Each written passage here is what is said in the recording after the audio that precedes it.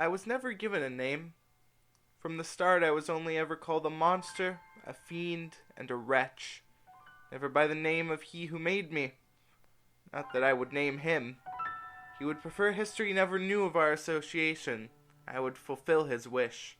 I do not remember it too well, the day that I was created, but I know that my creator immediately ran from the sight, never to be seen again. And I tried so hard to gain his love, I did, but I was built in a way that I could never be loved by any. And so I was sent out into the cruel world, and I made fire only to learn that the hatred of all of society burnt me all the more. At least the fire could be tamed. And yet, like a blessing in a time of darkness, I found a small group of cottagers not so long after, and having learned from previous encounters, I did not approach them, but watched them, and I grew to love them, and to sympathize with their sorrows. I learnt French by watching them, and eventually reading came too. I read books, but also the notes of my maker, which contained the horrendous details of how I came to be. And then I thought I was ready to speak to the cottagers, but I failed miserably. They left, never to be seen again, and I burnt down the cottage in my anger.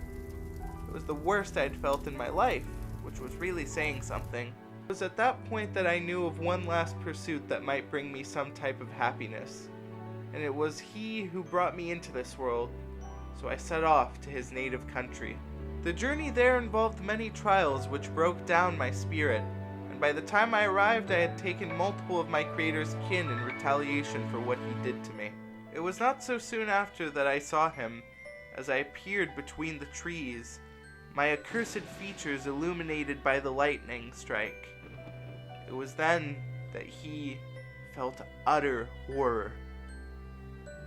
I can only imagine that he felt 1,000 times worse when I forced him to promise me happiness, even though I knew he could never give it to me.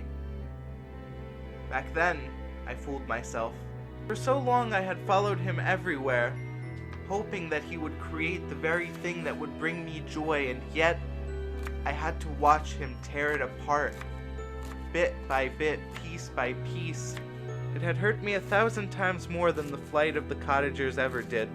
It was then that an impulse came to me, and I swore vengeance on him, and I took all that he held dear, and I fled to the northernmost edges of the earth, knowing that he would follow me. I could never kill my creator, and I knew that. So I brought him to his own death, in the frigid cold of the north, and yet at the end of it all I still mourned for him. Now if it seems like I speak briefly and unclearly, there is a reason. The tale of my life must never be known to anyone. Should this funeral pyre, at the edges of the earth, be found, then there shall be this explanation and warning. Do not pursue any more detail of what has transpired. It shall only bring death and misery once more if you do.